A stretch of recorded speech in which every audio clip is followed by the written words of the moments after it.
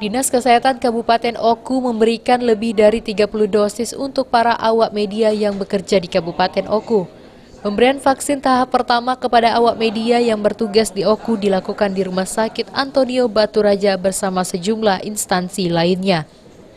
Untuk vaksin pertama ini, sebanyak 30 orang wartawan divaksin secara bertahap. Direncanakan pemerintah daerah memberikan vaksin kepada seluruh awak media yang sudah terdaftar selesai dalam waktu 3 hari ke depan. Atau bersamaan dengan vaksin masyarakat umum yang dijadwalkan akan dilakukan dalam waktu dekat. Saat ini di Kabupaten Ogan Komering Ulu pelaksanaan vaksinasi tahap pertama untuk tenaga kesehatan itu sekitar 2.000 orang.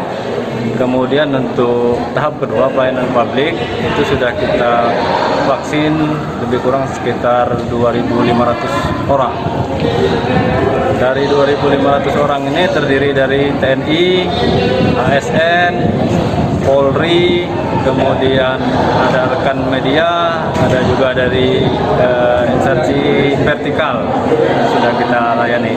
Saat ini juga masih berlangsung pelayanan publik untuk penyuntikan tahap pertama dan ada juga yang penyuntikan tahap kedua. Alhamdulillah sudah berjalan dengan baik dan sampai saat ini tidak kita temukan ada efek sampingnya.